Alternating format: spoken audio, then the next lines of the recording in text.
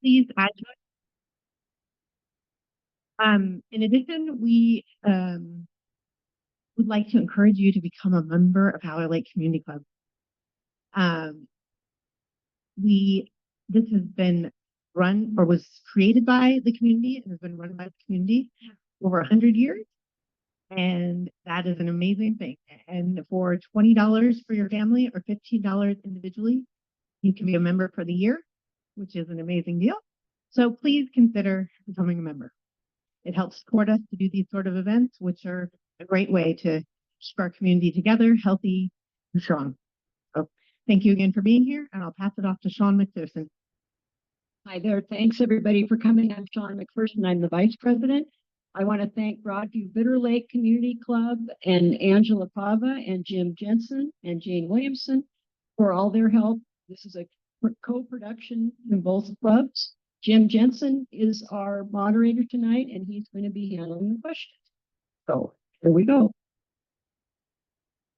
Thank you, Sean. Jim Jensen with Broadview Bitter Lake Community Council.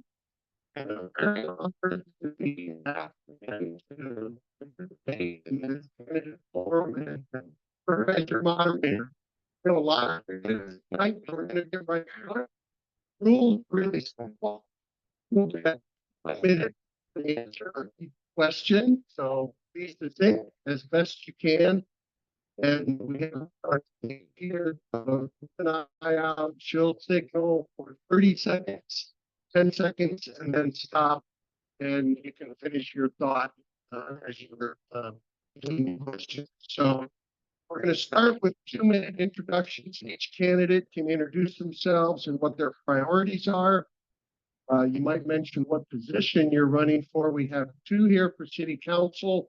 There are 6 legislative races and 2 we're running here for statewide office. So why don't you go ahead and start?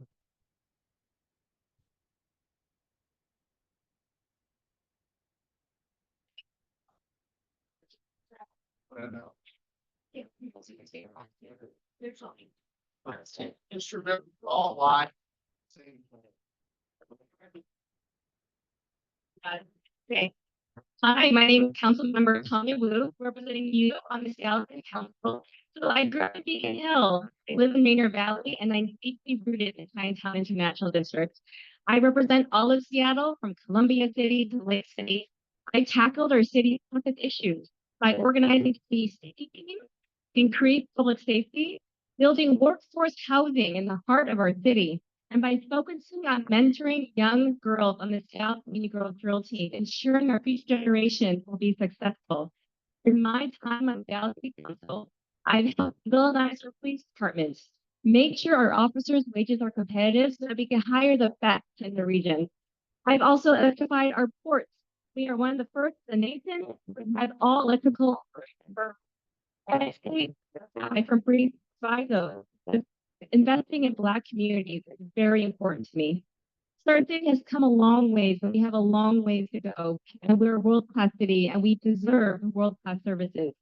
My office is focused on these top 3 priorities.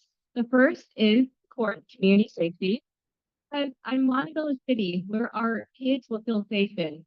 When our kids are safe, our families are safe, and our communities are safe. My second priority is affordable housing. Our city needs to keep our multi-generational families in place and build space for the next generation. And third, how do we address helping our unhoused neighbors? And so I believe that the King County Regional Homeless Authority has failed us. The regional solution is the right solution, but now we have to make it work. So my work speaks for itself, that I get things done for Seattle by focusing on what matters most, and that's delivering compassionate results. I'm Councilmember Tanya Wu, and I'm here to ask for your vote to Seattle safe, affordable, and a very compassionate place to live. Thank you.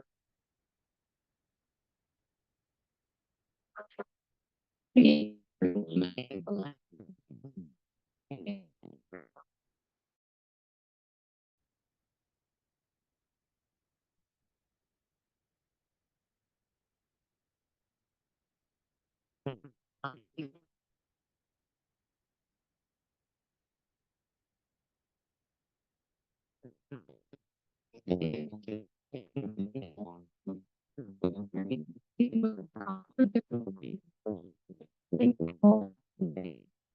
on that to work in the budget office at UW, working across the university, balancing my Facebook leader. And I'm proud of this work because of my upbringing. I've been caught in cycles of violence and you but it's true. Really great. I'm really thankful from my childhood. Yeah, me too. The very beginning, she very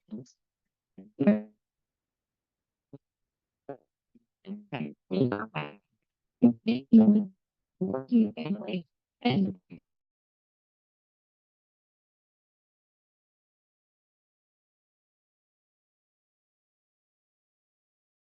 we can have our library stay open, develop, expand our transit system, recover. Times are hard and division is everywhere, but this is the campaign that is uniting Seattle. We have the support of unionized nurses, electricians, janitors, and frontline staff that do the work to keep our community safe and whole. I've united the entire local Democratic Party behind this campaign. I'm the only candidate that has the candidate of distinction from the Alliance for Gun Responsibility and the support of Planned Parenthood votes. But most importantly, the majority of voters made it clear in August who they trust to continue uniting the city of Seattle, and I'm ready to prove them right. Thank you.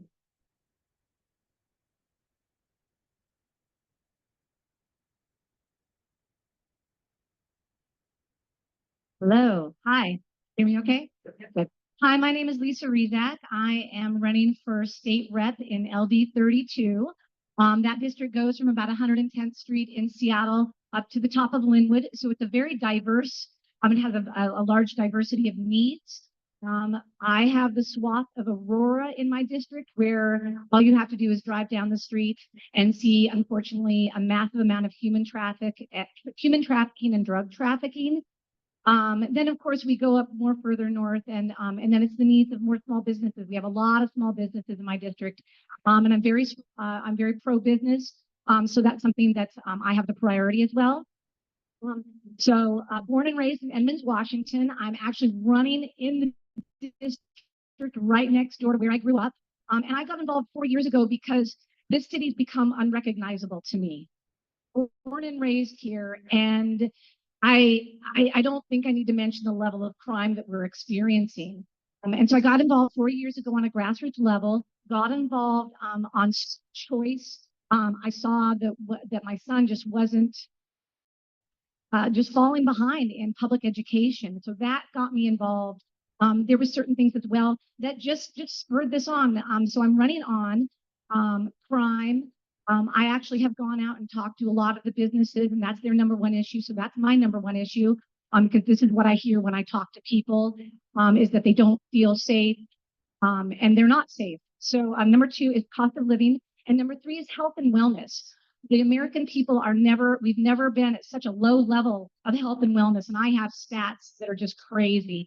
So that's really important to me that we start to legislate some of the things that they're putting into our food, water, and air to get Americans healthy again like we deserve to be. And thank you for being here tonight on a hot autumnal night, right? Thank you.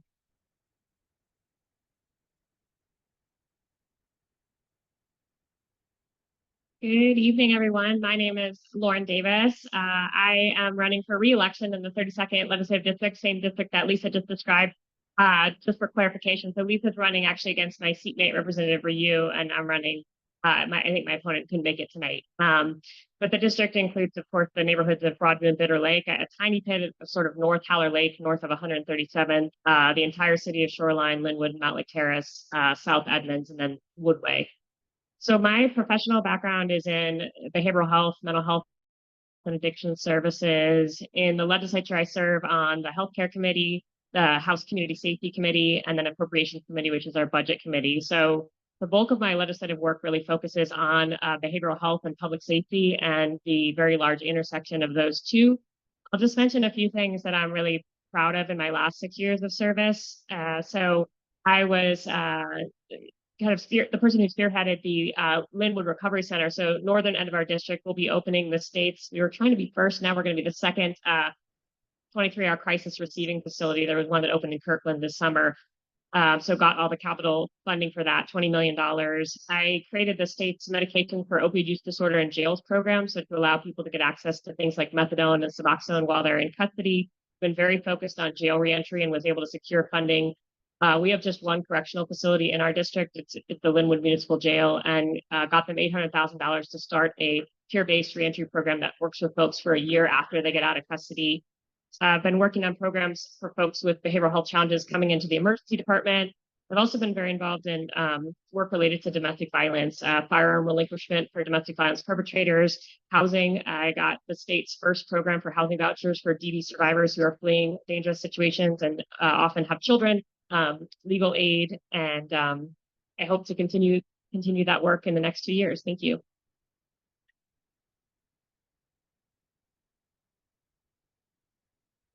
Hi everyone, my name is Dale Whitaker. Sorry for the casual nature. Pete's a monster. He's probably sweating right now, but I had to take my jacket off. So I'm actually British. I was born in the United Kingdom. I moved here in 2008 and I became a legal citizen in 2015. And like a lot of you, we've seen the state of decay across our nation, in our state, and I wanted to get the heck out of Dodge, and my wife said no, so here I am. I said, if we're not leaving, then we're doing something about the issue. So this is my doing something. I'm running for Secretary of State because there's an inherent distrust in our electoral process. And I believe that the way that we fix that is with transparency. So my key issues are we're going to reinstate the 30-day residency requirement that was illegally removed by Secretary Hobbs and Bob Ferguson. They removed it because they were sued by a third party, and then they entered into a consent decree. So they went behind closed doors and they removed the 30-day residency requirement from all of our voter registration forms. So now in Washington, you can walk into a county auditor's office up until election day, and you can request a ballot, and all you have to attest to is that you live in the state of Washington. So you don't have to have been a resident here. Under the Constitution, you do, but under the law, under the forms, you do not now. So that's going to be the first thing that I reinstate, is to ensure that citizens only of Washington State, residents only of Washington State, are voting in our elections. The second thing that I'm going to do is look at our corporations and charities, because I think someone mentioned small businesses here. Our small businesses are hurting. We have control over some of those filing fees, and I'm going to take a real hard look at those to put some money back into the hands of the small business owners in Washington State.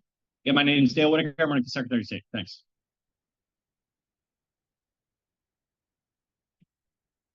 Good evening. I'm Pete Serrano, and I'm running for Attorney General. I'm the Republican candidate. Figure I might as well throw that out there. And the laughs ensue. But here's the deal. Washington State needs somebody to stand for her. We've got a lot of issues. We've already heard several folks hit on the same issues: public safety, making sure our small businesses are taken care of, making sure that we, the people, are looked after. That should be your Attorney General. And I say should be. It currently is not. We need a drastic change in that. We need someone who's going to fight for your legacy, not his or her legacy. I'm here on very simple principles. Working with both the legislature as well as our local law enforcement agencies, federal agencies, to make sure that we actually fight and fund to stop both drug and human trafficking. We have to make that a priority. And as Attorney General, the prosecutorial authority to do that lies in my office. I look forward to the opportunity of doing that, to making sure that our streets are cleaner and safer. If anyone's been down on 3rd and Pike at the Blade, they know what it feels like. I was there 2 weeks ago. My driver's 18, and he told me he came back with a sick feeling. Probably shouldn't have taken them there. That's on me. And obviously we were safe. But I have serious concerns. I reside on the east side. I'm in Pasco. I've been the mayor of Pasco for a year now, and I've been on city council for 7 years. We have continually invested in public safety, whether that's police or fire.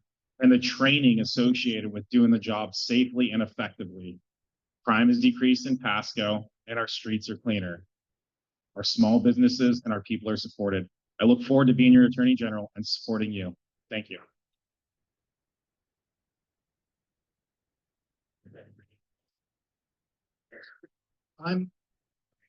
I'm Representative Gerry Pollet from the 46th District, which includes Haller Lake and is basically Aurora east to Lake Washington in North Seattle, north of 45th Street. Thank you to both community clubs for hosting. This is the only legislative forum for candidates in the 46th District this year. And it's been decades of Haller Lake has held these forums. It's a real wonderful community commitment. Thank you for doing it. Yes, please.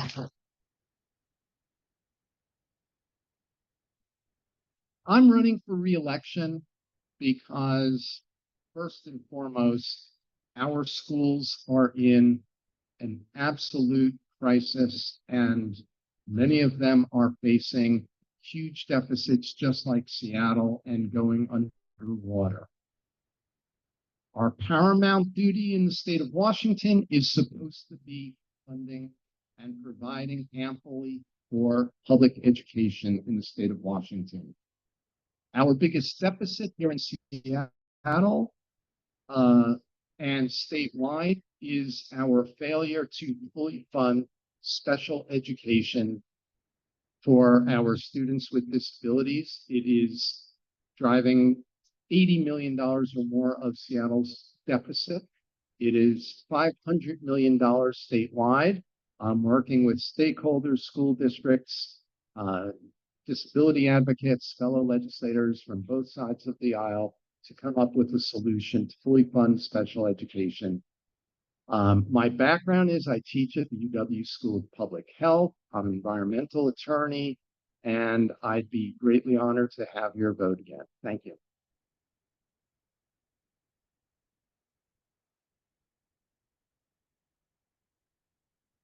Hello, I'm Beth Daranciang, and I've lived in the 46th District for 30 years, and I've contributed through my work as well as my volunteer contributions in the Seattle Public Schools and elsewhere. Raised children here who graduated from the Seattle Public Schools that have been involved in speaking out about political issues here. I'm running to give voters an alternative. I support improved public safety, lower taxes, women's and girls' sex-based rights, parental rights, and First Amendment freedoms. Many voters, like me, have been ignored by our state representatives. We feel unheard as politicians pass tax increases, even amid inflation, limits on law enforcement amid skyrocketing crime, and limits on parental rights amid public school curriculum mandates. I'm looking forward to helping fix what's broken in Washington, including supporting the 7 common sense initiatives put forward this year to restore police pursuit, ensure parental notification, and cut taxes. 2 of the initiatives on the ballot this November would end new and very regressive taxes, which are raising billions of dollars when the state regularly has revenue surpluses. We should be making our taxes less regressive, not more.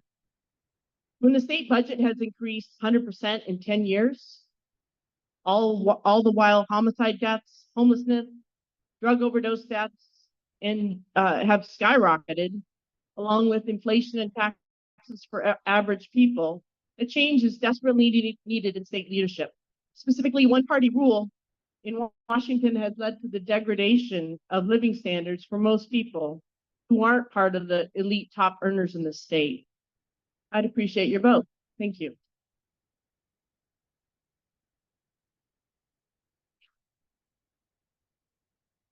I'm hoping it doesn't make that screeching noise. Hi, everyone. I am Darya Farivar. I am proud to be one of your state representatives for the 46th Legislative District. I'm also proud to be the youngest member of the legislature and the first Middle Eastern woman ever elected, and I take those ideas serious. I am a lifelong resident of the Lake City neighborhood. those of you who know Lake City, you know that it is a gritty but resilient neighborhood. I love Lake City and I want to help and take care of Lake City. And that is a big part of why I ran the first time and why I'm running again. In Lake City, I really can't go anywhere without seeing folks who are desperate for help, struggling at the intersection of behavioral health disabilities, experiencing substance use disorder, experiencing homelessness, and ultimately, when they don't get the help that they need, getting pulled back into our criminal justice system to cycle over and over again, only to come right back into the same situation. I'm running to focus on that intersection and really to make sure that folks who need help get help as soon as they ask for it, to make sure that we're able to provide folks the housing and the behavioral health support they need so that we do not have harm in our community and folks can live healthy, happy, whole lives.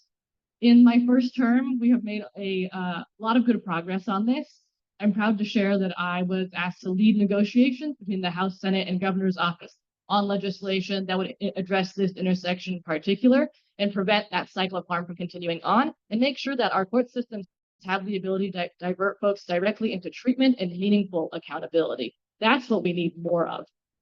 I passed bills on a number of different issues. To highlight a couple, we did 2 pieces of legislation that is going to make it easier for folks to successfully reintegrate back into the community after they're leaving our prisons, after they're leaving our treatment facilities, so that again, they can get jobs, find employment, and contribute to our society. We passed legislation that makes it easier for survivors of absolutely egregious crimes to pursue justice and get the support that they need in that process. We passed legislation to make sure that individuals with lived experience on all of these complicated issues that we're trying to navigate have a voice in our system. And we also passed legislation to make sure that our small businesses have a fair playing field. Thank you very much.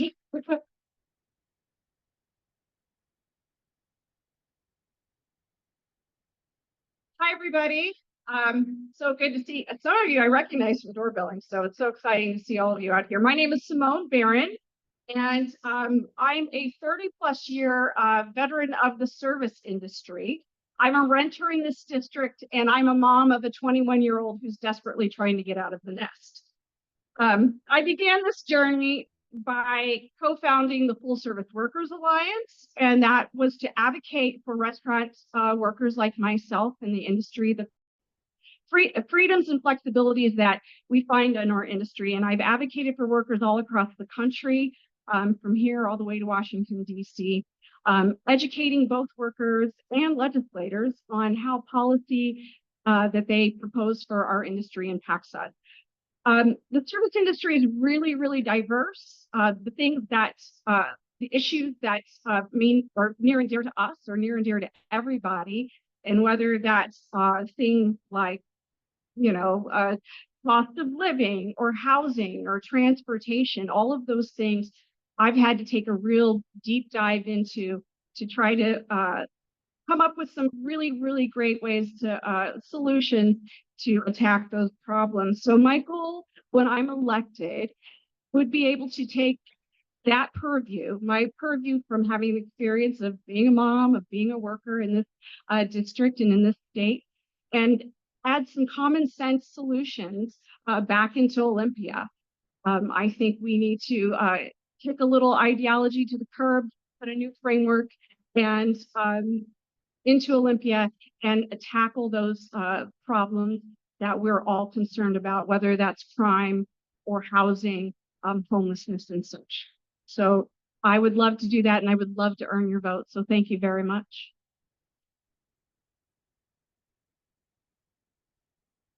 Thank you all very much for your introductions, and thanks for sticking to the time. It's going to get harder because next questions are 1-minute answers, if you wouldn't mind.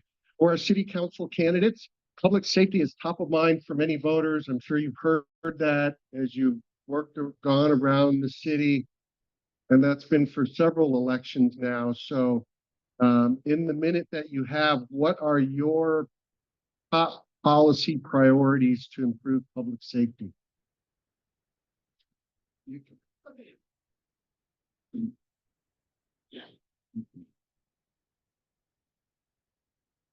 So for 4 years now, I run an alternative to policing group. We go out every single week. We go into the encampments. We talk to our house neighbors. I've done CPR, Narcan on young and old people. Some people have survived. Some people don't survive. When I close my eyes at night, I see the eyes of the people who I was not able to resuscitate. And that really haunts me. And we have to do better. Our city is failing in terms of public safety. And so what we need to do is not only be able to retain and recruit more officers, but we also need to bring up our other state departments, like the care team that come out, social workers, who are able to help people.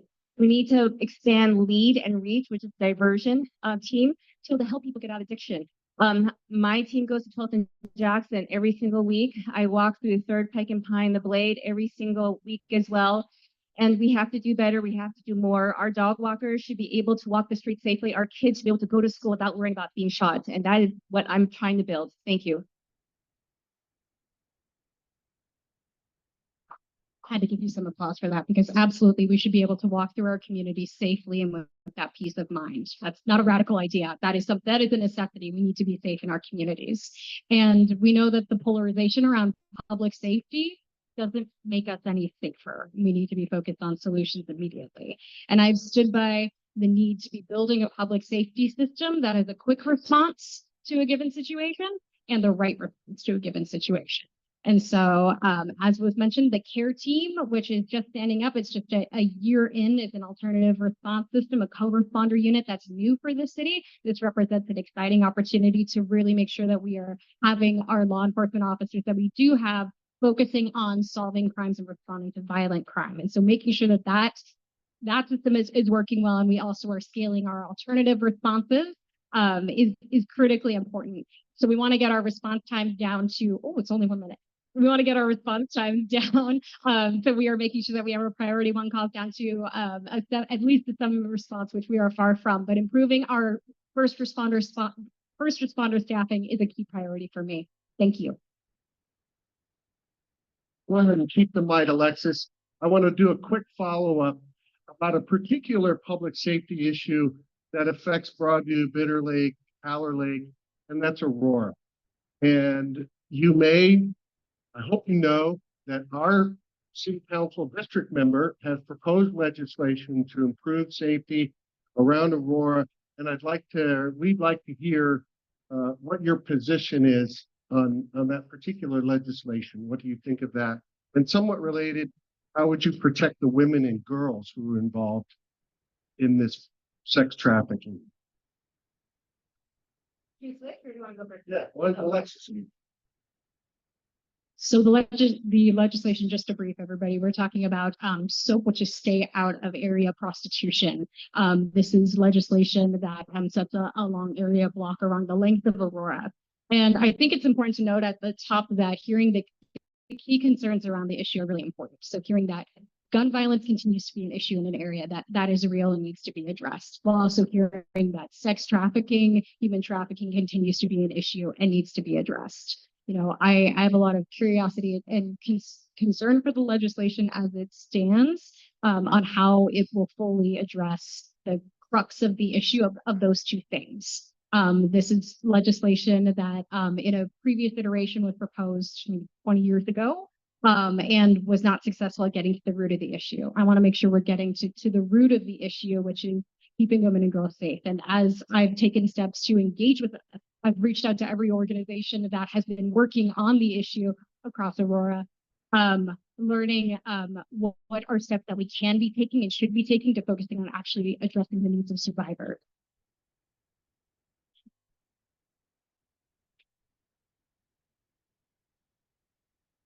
So I've done ride-alongs with the West Precinct CRG on Aurora. I walked the Aurora Avenue with small businesses, talked to small business owners. I went to go visit Aurora Commons, and I work very closely with Councilmember Kathy Moore. And I think there are 18 amendments to this legislation. And what I would like to see is that we go after the pimps and we go after the buyers. We leave these young ladies alone. And what we want to do next is not only do we go after the sellers and the buyers, but during the budget process, I think we're going to be making amendments to the budget to allow for more resources for these young ladies to be able to get help. So I I have not only friends, I'm a small business owner in the Chinatown International District. We see a lot of sex trafficking happen there as well. It happens throughout the city, but Aurora Avenue North is especially very, very challenging. I also have friends who are sex workers, and talking with their concerns. I think it's resources, not rescue for these young ladies. We're going to look at that during the budget. But in the meantime, I think we have to go after the people who are harming these young ladies, who are trafficking them. And thank you. It is so hard. 1 minute on these questions. It's so hard. Lisa and Lauren, you both brought up Aurora as being part of your legislative district, mentioned crime as well. What can be done at the state level in the legislature to support Seattle in trying to do something about these problems? Go ahead, Lisa. Oh, okay. All righty. All of these questions are always going to be very complex, right? But I think that since I have a minute, I think that the idea is that let's talk about the reality and what's caused these situations. I find that that's hard to get to that sometimes, and it's like, let's just talk the truth. So the issue is what's happening right now is an inept judicial system, understaffed police force with the elimination of special units for gangs and human trafficking, and weak legislative policies. So what I would work on is staffing the police force, getting it back to being fully staffed, reinstating those special units, because we have a proliferation of gangs in this city. I don't know if you know what's happening right now, but the Sinaloa and the M13 gangs this is what's happening. These are gang fights that are happening and turf wars with the prostitutes and over drugs. So we just need to start talking a little bit more just clearly about what's really happening, right? So basically reinstating those special units and then also passing legislation that puts the teeth back in the judicial system. Thank you.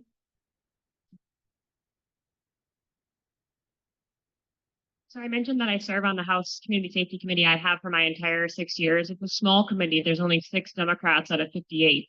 Rep. Farivar, my colleague here, also serves on that committee.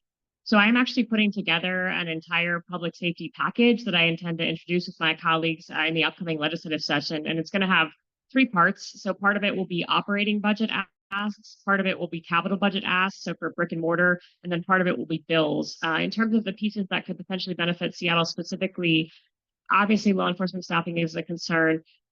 We are not getting the kind of... Okay. Sorry. It said stop. Sorry. 30. Okay. Thank you. I apologize. I was trying to follow the red. I learned in kindergarten, red means stop. Thank you. So 30 seconds. Okay. So, specifically, sort of throwing money at law enforcement is not adequate. We need to think a little bit more creatively. So things like providing childcare, extended hours childcare for law enforcement that is subsidized, providing tuition for law enforcement officers, spouses, and their children, tuition assistance, using technology tools to try to improve the efficiency of the law enforcement officers we do have. That our North Precinct here in this area is a dilapidated building and there's not even any parking for officers, so capital budget investments, and then making sure we're having adequate supervision, misdemeanor supervision and felony supervision in the state viewed serious improvement, and I'm working on that.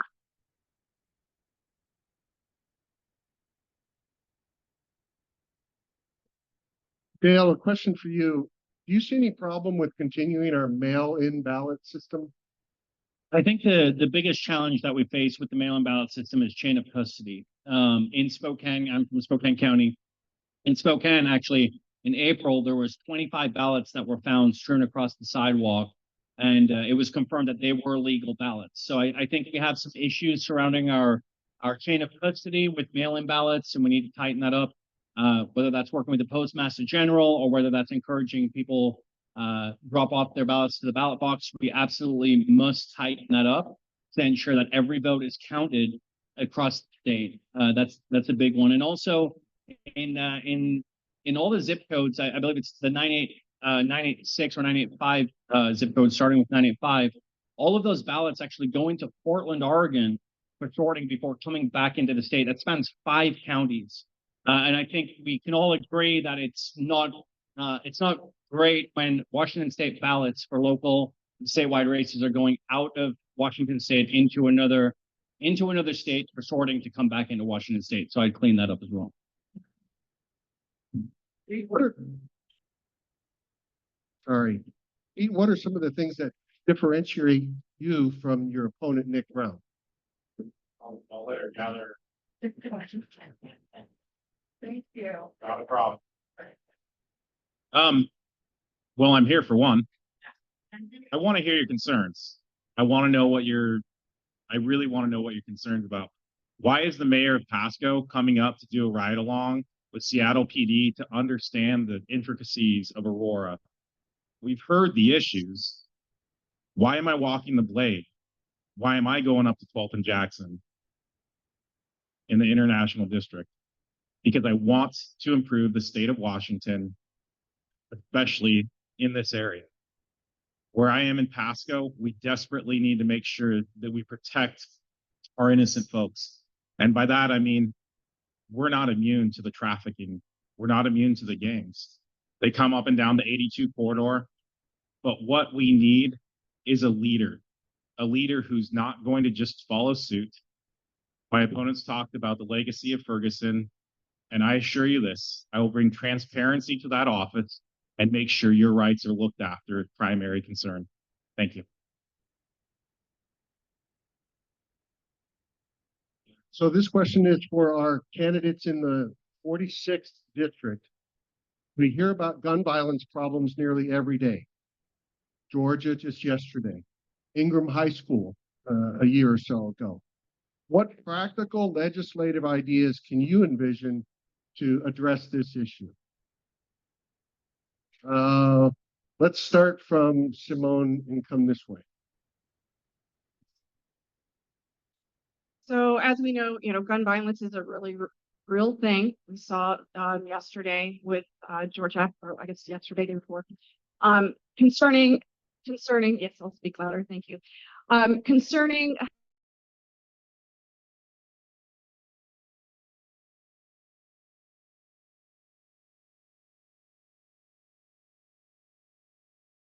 we need to give our kids purpose.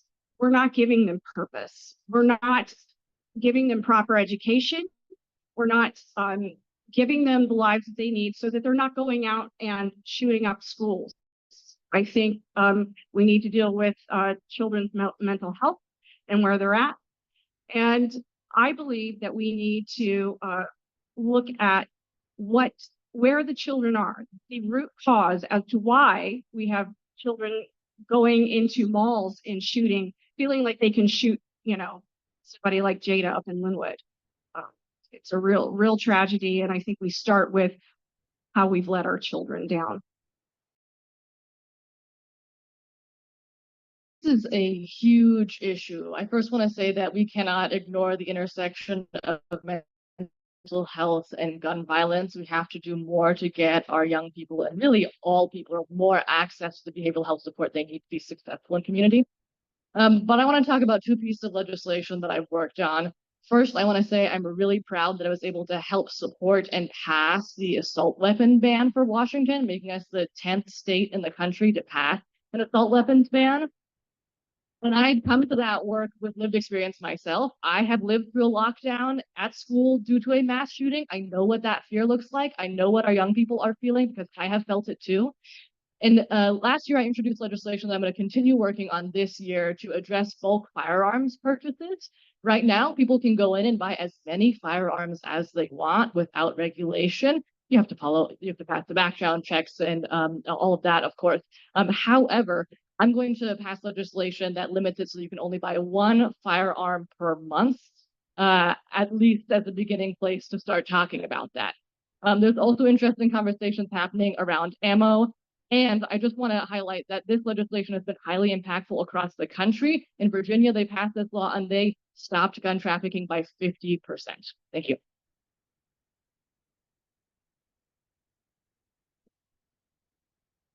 Violence has been an increasing problem. Actually, we have the highest level of youth homicide. So youth who are victims of homicide in King County ever. And actually, we're on track to double it, which is horrible. a part of the problem is that the law enforcement their hands are tied when they encounter a juvenile carrying an illegal firearm. And so we can have all the laws we want. They're breaking 3 or 4 laws when they're carrying a illegal firearm throughout the city and threatening people with it. But the police have to encounter them 5 times before they can even arrest them. There has to be consequences for the most violent. There's a small number of them. And if they're not dealt with, if they're not taken off the street, and of course we need to help them, but they need to be taken off the street for the protection of others. Tonight, there's a report of 10 juveniles with guns going through South Seattle, committing multiple crimes, and much of the police force in Seattle is having to deal with that. We shouldn't have that. We need to stop that ahead of time.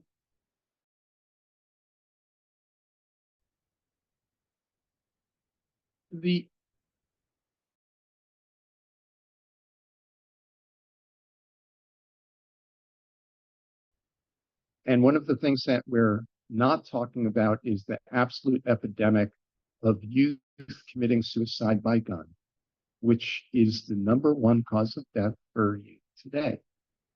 Used to be car accidents. Now it's guns. So we have to invest in mental health in schools.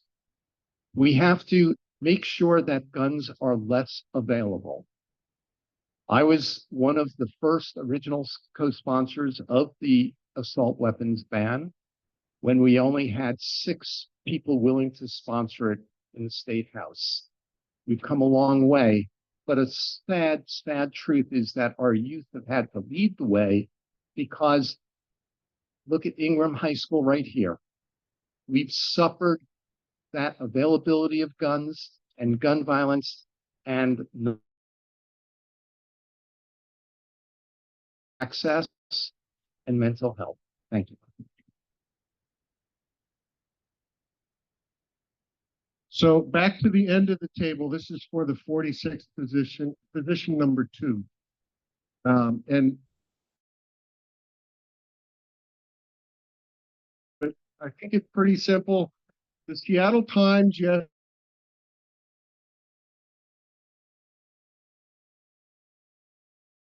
you and for everyone, is who's endorsing you, and what does that say about you as a candidate and your experience and your priorities? Go ahead, Simone. We'll just bring it all the way down. Well, I would think that the people endorse me.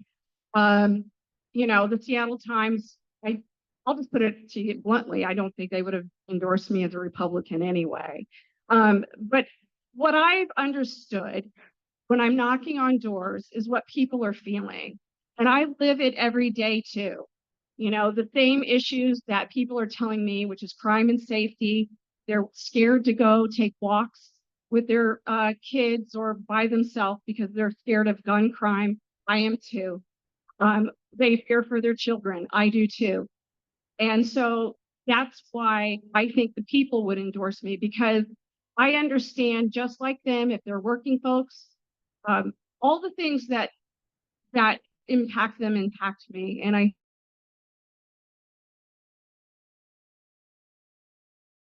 Thank you. I'll remember that we have 30 seconds, right? Okay, great. So a coalition of folks. I'm proud to have the support of Planned Parenthood. I'm proud to have the support of the Democratic Party. I'm extremely proud to have the support of my seatmate, Representative Pollet, and also Congresswoman from Village Iafal. I have support from state representatives and senators all up and down the I-5 corridor, and I will leave it at that. Thank you.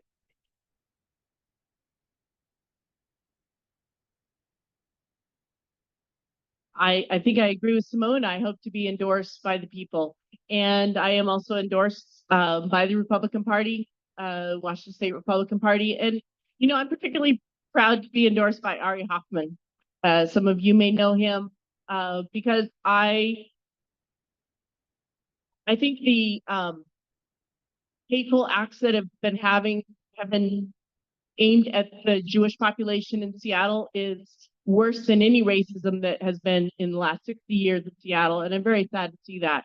I think every group should be protected from that kind of hate and violent threats toward it. And I will stand up for any group that's under that attack. Thank you. Thank you. I've been endorsed by the Seattle Times, The Stranger, and Brothers and Sisters in the Labor Movement, 46th District in King County Democrats. All our organizations devoted to fighting gun violence, Planned Parenthood, Pro-Choice Washington, and Jayapal, many others. Look on my website, gerrypollet.com. Thank you. Yeah, go ahead, Pete. Okay, sorry. There we go. As far as I've got legislators up and down the state, primarily exclusively from the Republican side of the aisle. I've been endorsed by the state party and just about every county Republican party. Being a Pasco guy in Eastern Washington, the Farm Bureau PAC has supported me because they understand that, like Representative Pollet,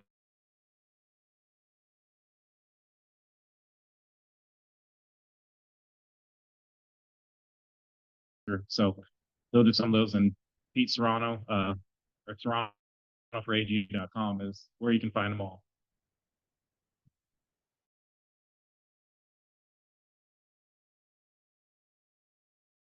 In the WAD GOP, along with some county prosecutors, county auditors. But I think the thing for my race is this really should be a nonpartisan race. This is an issue-based office. We don't legislate. We deal with issues. The legislature passed laws.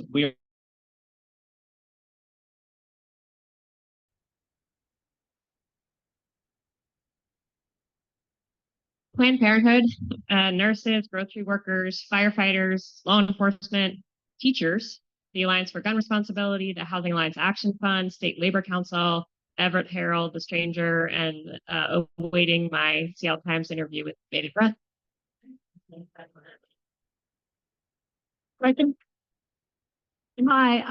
So I don't know if you know what it's like to run as a candidate, especially when it's kind of a one-woman show or a one-man show at this point. So I am out knocking on doors. Same thing, just hoping to get the endorsement of the people. I'm out talking to businesses and I'm meeting as many people as I can. I have been endorsed by Stand for Health and Freedom, which I mentioned earlier, and that is one that I'm very proud of. Also from the KC GOP and the Snohomish County GOP.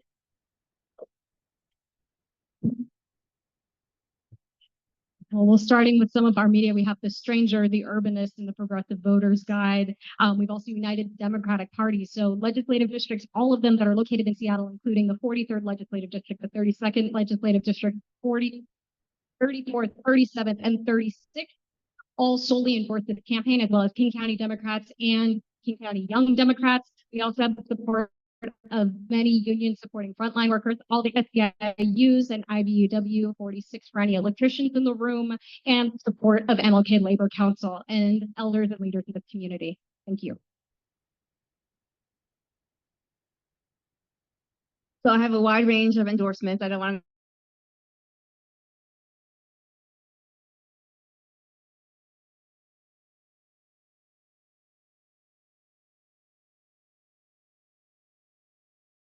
the firefighters,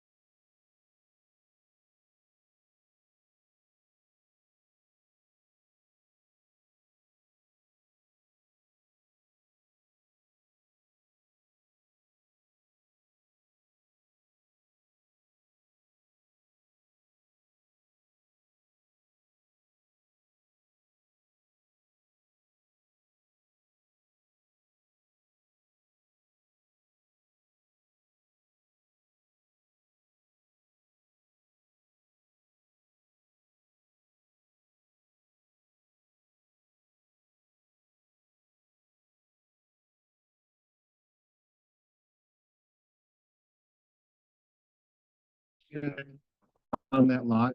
So what do you think about that? And who's going to pay for all the infrastructure that comes with those additional units? Sewer systems and all the other kind of infrastructure related to that.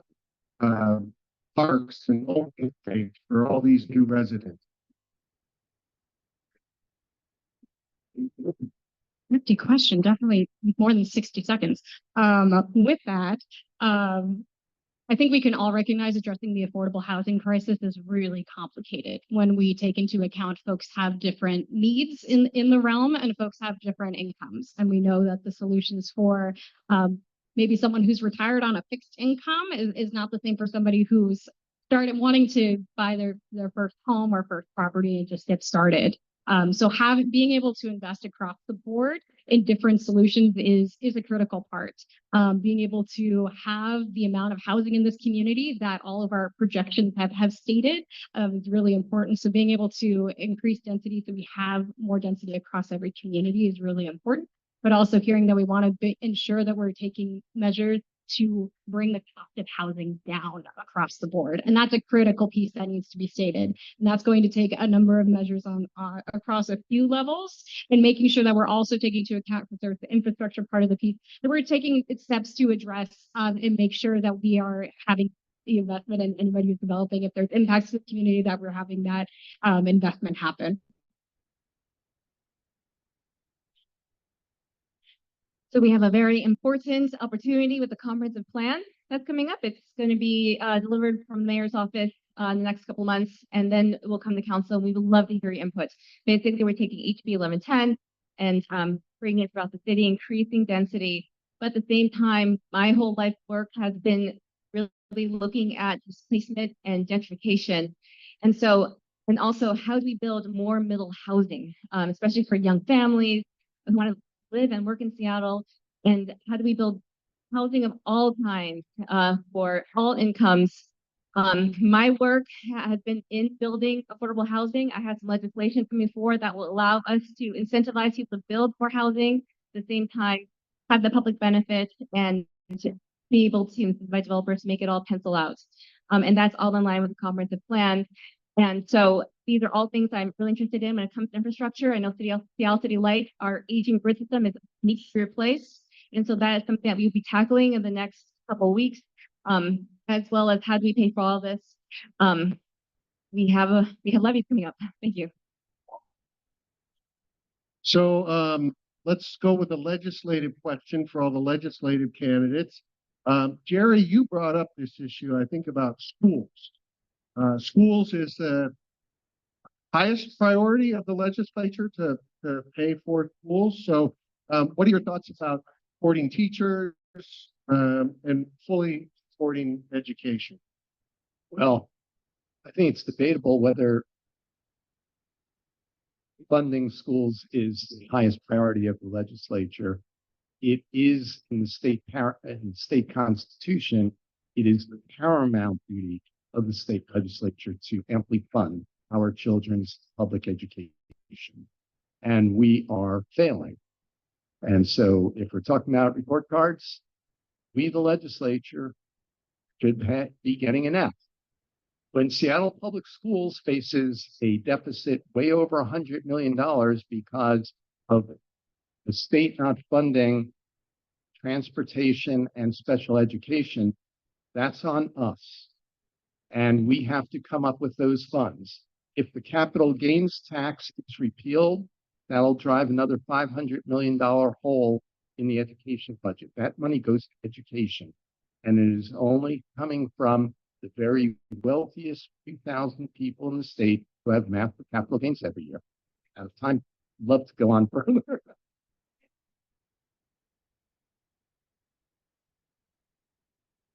Yes, funding education is in the Washington State Constitution or education is the paramount duty of the state of Washington.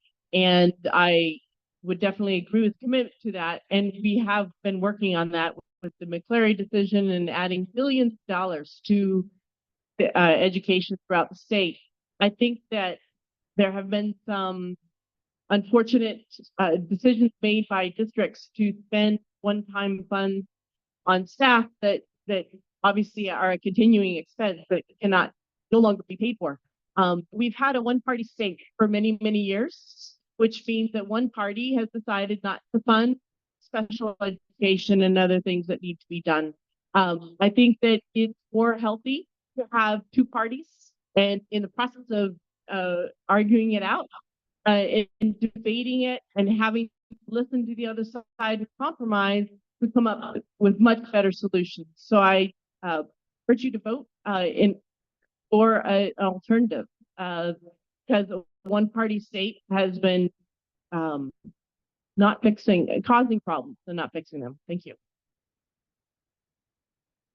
So my advocacy career started working with immigrants and refugees who had developmental disabilities in South King County. So I have seen over and over again what happens when our students and families don't get the support that they need in our school system. And what happens when we don't fund our school system and they don't get those supports is they very often later on get sucked into our criminal justice system and may cause harm in our communities. If we want to make a difference long-term in public safety, one of the important things we have to do is fund our school systems to that paramount duty that it is supposed to be.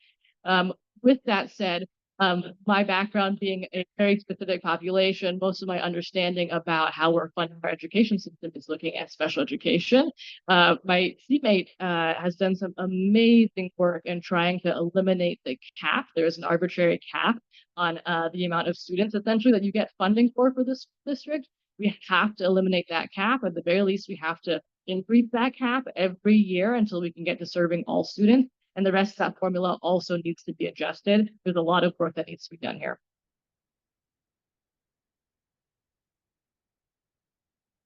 So like I said before, I'm a mom who had a son who went through Seattle Public Schools. He has a learning disability, and the school system just wasn't equipped to handle his disability properly. I had to pull him out of SCS and put him on in an online academy, which is one of the best things I've done. He finished his last year and a half of high school online, and I'm for school choice. I think that tax dollars should follow the students. I think that parents should be allowed to find education that's best for their child. Very much like how a Pell Grant might follow the student to the institution of their choice. So I really, really think that one of the best things that we could do is advocate for school choice. So Lisa and Lauren, please, same question. Hi. You know, I just feel like the response from the Democrat side is always more money, more money, more money, more money, more money, more money. And I'm sorry, but I just feel like I'm out of it, out of money. As a middle class working family, I don't have any more to give. And if my husband kept coming to me and saying, we got to spend more, I'd say, no, we have to look at this. So, I mean, I would say that what's the phrase, the horse has left barn on this one. We have in Washington State, we have some of the highest rates of cost of education per student in the nation. And we are failing miserably. So we have some of the highest costs. And so I don't understand how more money is going to help this. We're bleeding parents. They're fleeing the school system. The Seattle School District is shutting down schools. So I would love to hear how more money is going to solve this issue. And honestly, it's always talked about, like, I know the most vulnerable, of course, we want to take care of them, but what about bullying and helping the children in the middle who are now suffering and lacking in the basics of reading, writing, and math? Thank you.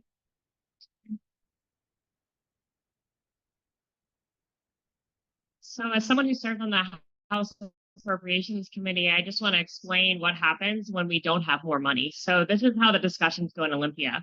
My colleague, amazing colleague, fierce advocate for education, Rep. Pollet, will be, slamming his proverbial fist, not really, about public education. Meanwhile, we have other folks from the healthcare committee saying these kids don't have access to healthcare, and somebody else is saying these children don't have a home, and someone else is saying these children are hungry. And the truth is all of these things. And so we end up hitting care versus climate change versus education, and it's all coming from the same pot. I feel like my office in session is a rotating cast of people with enormous needs, and the funding isn't adequate. Things are more expensive. The insurance costs for schools, the staffing costs for schools, the budget cuts facing our school districts are not the fault of our school districts. They are the fault of the legislature, and we have to do better.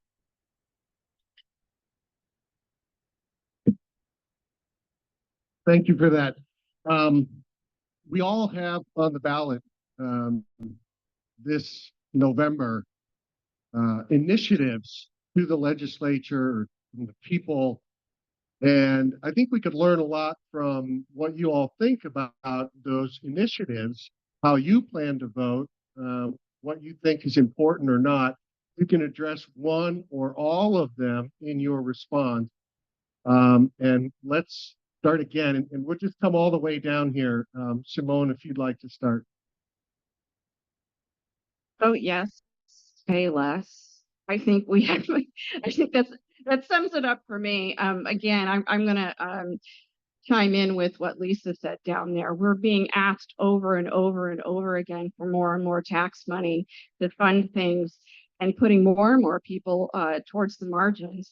I think that all of those initiatives, especially for me, the Washington Care tax, as a working person getting that money taking out of my check every week, that I'm never going to see the benefit from that. And then the skyrocketing rents that are just going to go up, up, up, up, because we have all these regulations through the Climate Commitment Act that are just getting baked into the cake of the rents, and it's never going to stop unless we take some action. I believe in those initiatives, and I believe that it will help all of us if we vote yes. So that's what I do. So I'm going to be voting a strong no on all of the initiatives, meaning that I do not think that we should repeal the long-term care tax, the capital gains, and the Climate Commitment Act. These are really critical pieces of legislation that not only will, blow a hole in our budget, but these are critical services that our communities need. Working in the disability community my entire career, I can tell you how much people are relying on the opportunity to have some extra support as they're aging and they experience more disabilities. Looking at our Climate Commitment Act, we are going to not only lose the progress we've made, but make it next to impossible for us to pick up and continue to try and combat these 80-degree days that are happening in September.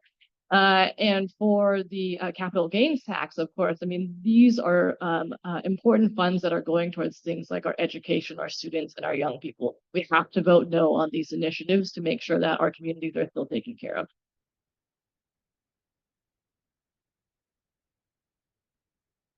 Vote yes, pay less.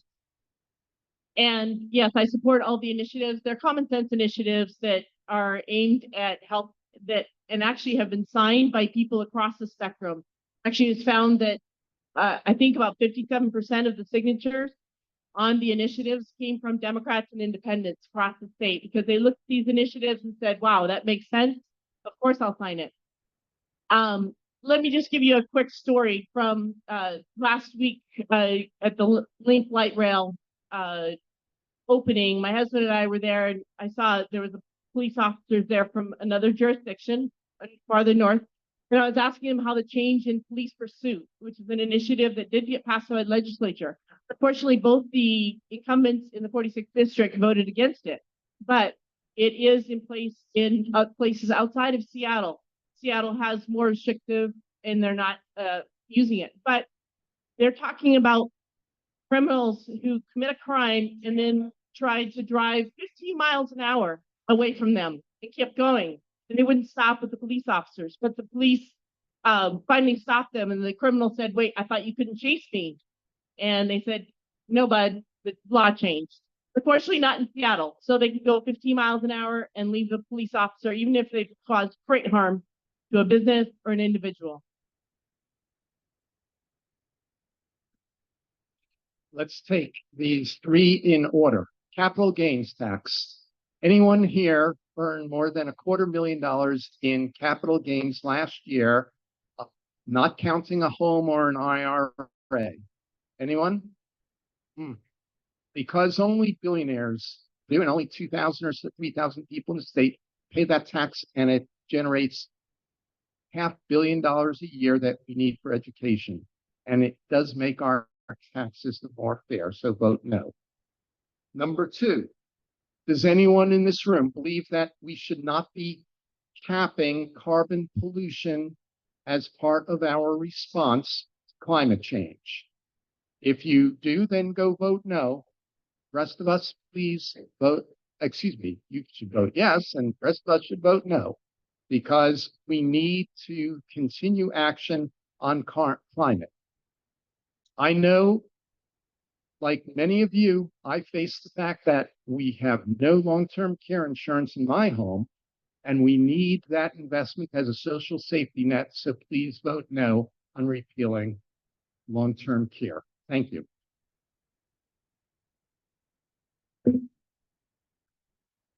Sure. Okay. I mean, unless you want to.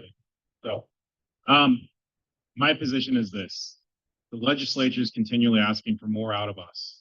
This notion that only a few will pay the capital gains. You have individuals who have the ability to leave the state, take that same equity, a la Jeff Bezos, and take those finances, potentially even moving some of their businesses that give wage-paying jobs out of the state of Washington because their tax burden is increased arbitrarily. On top of that, what are the metrics that we're measuring with the Climate Commitment Act? Those are not clear, nor are they transparent. Until we get those answers, why should we be paying more? Why should middle class and lower class individuals be paying more at the pump for a gas tax that doesn't achieve any measurable goals? When it comes to the long-term care, the rough estimate is about $30,000 to $35,000. Now, if I were at 44 to invest the same type of money that I'd have to pay, I'd end up with more money to allocate how I want.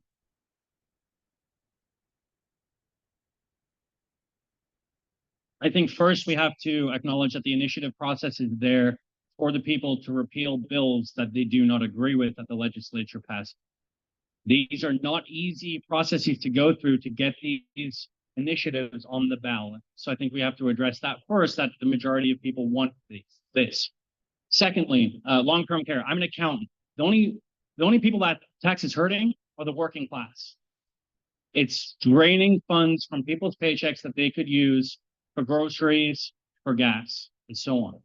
Cap and trade. We should not institute a hidden tax via the legislature with cap and trade when we don't have a measurable way to determine what the outcome of that would be. If we could have a measurable way to do that, then absolutely, sure, why not? The last one is no, never mind, 10 seconds. Thank you. Oh, sorry. I am opposed to all of the initiatives. I want to talk just a little bit more in depth about the capital gains tax. I think it's really important people understand what that's buying. We've heard about education. So we talked about earlier tonight that in the state constitution, it is our constitutional obligation to make ample provision for public education. That is constricted to K-12 education only. So the state has no requirement whatsoever for early learning and childcare. And because of that, in 2021, I believe the legislature put forward the Fair Start for Kids Act, and that was the same year we passed capital gains, and we funded that act with the capital gains revenue. The first $500 million goes to pay for early learning and childcare. If you want a workforce, if you want economic development, you need childcare. People can't go to work if they don't have access to childcare. If we want children who are coming to school ready to learn, we need childcare and early learning. The investment in terms of the return on investment is enormous, and we would strip the bulk of our improvements in the state's early learning infrastructure if that passes. Hi, so we haven't had, I don't think in 40 years, we've had a GOP, what is the stat? We haven't, let's go just with King County. We haven't had a Republican in 20 years. So this is a one-party system. So in a one-party system, these initiatives are a perfect example of the people being able to say what they want. They got an abundance of signatures to pass these and put them on the ballot. So to me, that says this is what the people want. guess, and this is actually a question, something that I was working on today, and you'll get two perspectives on this. So one is that we have a fully funded state budget, right? So you'll hear that from one side, and then the other side, we have a 16 billion shortfall. I think the way it comes down is that the legislators that are currently in holding the positions right now, the Democrats, they in their minds spent this money from these, and so they're looking at this as that they're not going to have the money, but the Republicans are looking at it as that this is an adjustment. This is going to happen, and then unfortunately, what's going to happen is that the people are going to be blamed. They're going to be, these things are taken away from you, and it's your fault, and that's just not the truth.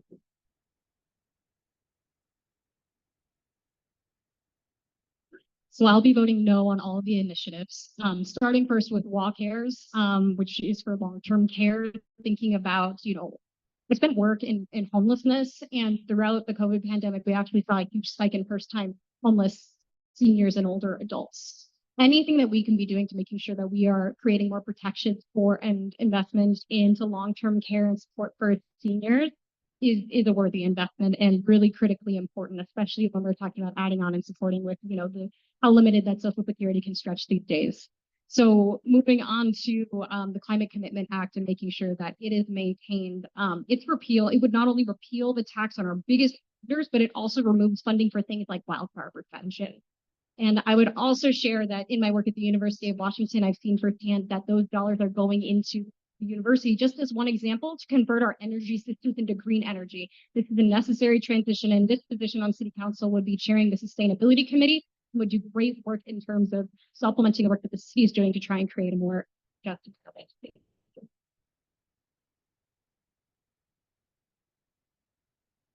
So there's one initiative that has not been talked about yet that you will see on your ballots, I-137, which is social housing funding. So I'll make it very clear, it's on the record. I endorse I-135, which is the creation of social housing PDA. And I believe we need more housing, basically. But one thing about I-137 that you have to be aware of, it expands the jumpstart money, but it also includes hospitals and grocery stores, which is not previously included. And let me talk about social housing really quickly. That build more housing for those who have 80% AMI and higher. The median AMI is $120,000 here in Seattle. So if you're making $120,000, you are making the average median income. And so with 80% AMI for social housing, that's maybe someone who has better math maybe can chime in, but 85,000, this is housing for those who are making $85,000 a year. And so I'm not going to tell you how to vote, but please vote and tell everyone to submit their ballots, and please do your research. There are a lot of initiatives that are really important. Thank you. Okay, we're getting toward time, but I'm going to squeeze in one more question for our city council candidates. Alexis, if you'd like to start. This one is about Seattle's current tree protection ordinance. It comes up frequently in discussions out here. This voter says the ordinance actually provides no protection for trees on properties under development, especially in our frontline communities. If elected, would you consider this a priority? And if so, what would you do?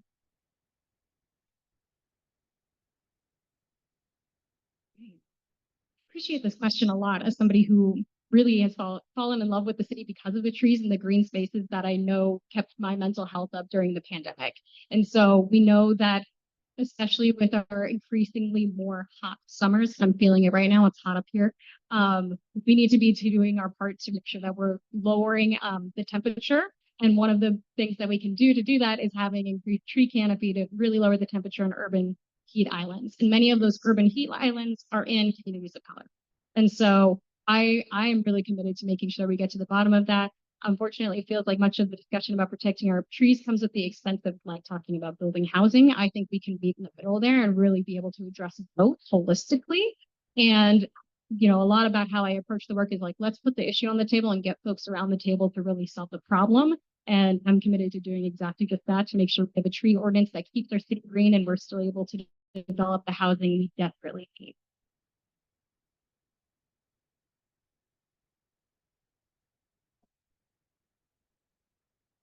I agree. We have to.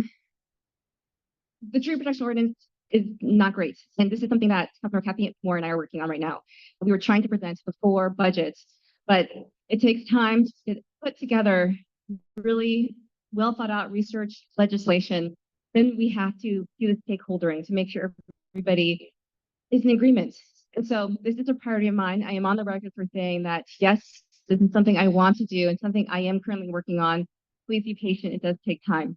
And so you will see it after budgets, hopefully, with all the work that we're doing behind the scenes to make sure it happens. I grew up in a heat line island. I grew up in a tree desert in Beacon Hill. And we are not meeting our 30% tree canopy by 2037 here in Seattle, and we have to do more. You'll see some legislation come through this past week and upcoming weeks regarding how do we be able to build housing and save trees at the same time. So please look into that and please send us your letters because this is also something presently happening. Thank you. Okay, I've got one more. This is really quick. You don't get a minute for this. Take 10, 15 seconds, but I really like this question. It's about you personally. Simone, if you would start, where do you find joy in your busy life?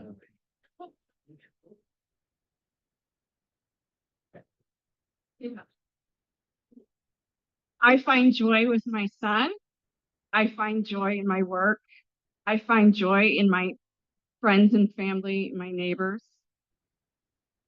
I find joy in God. I think that's where I find my joy. Thank you. Oh, and a little cat named Sadie too. What a nice question to end on. I find joy in spaces like this when I get to connect with real folks, when I'm out at the doors and I'm talking to folks individually, learning about what their lives are and understanding what's important to them. If you ask me what my happy place is, though, my happy place is my garden, hanging out with my dog.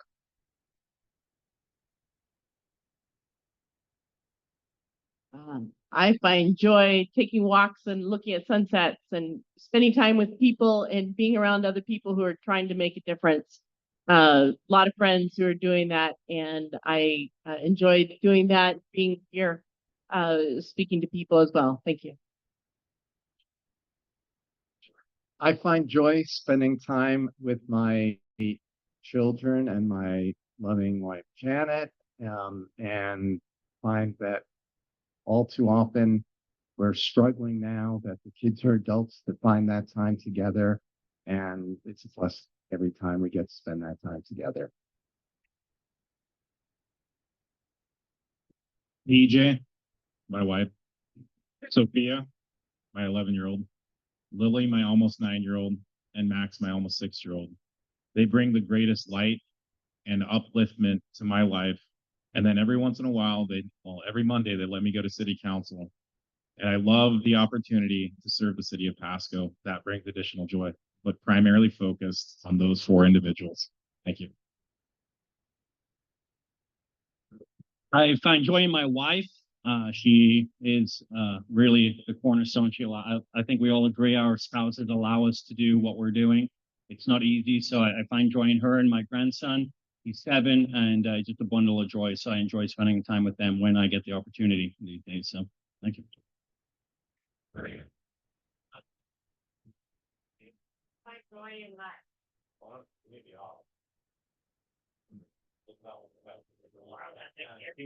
Once I got it right. Thank you. Thank you. I find joy in my faith, in my family, in my friends, and honestly, I derive a tremendous amount of joy from this job. I am 6 years in and I still wake up every day pinching myself. I can't believe I get to do this for a living. It is an incredible honor and it brings me terrific joy.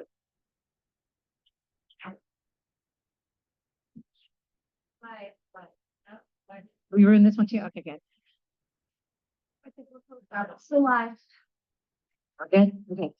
I derive a ton of joy spending time with my 17-year-old son and husband.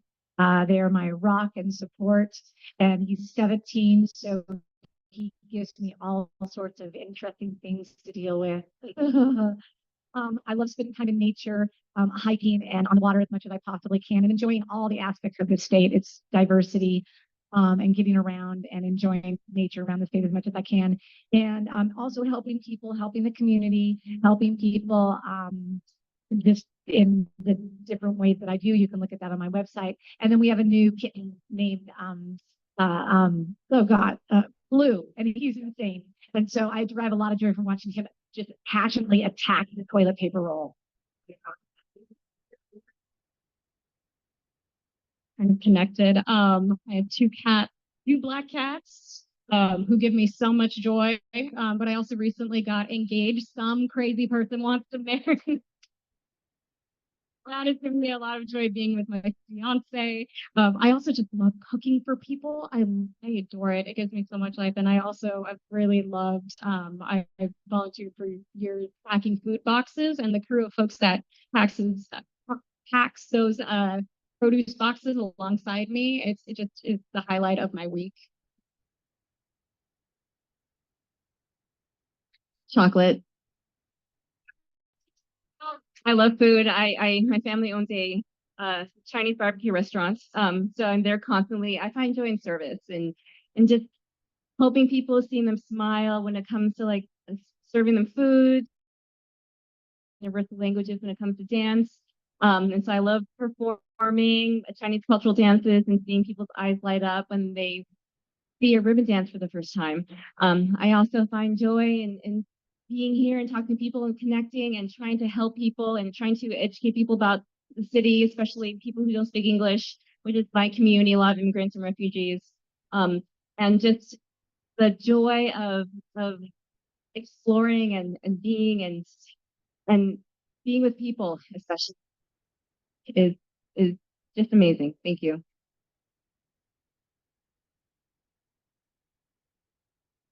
That's our candidate forum for 2024. Thank you all for coming.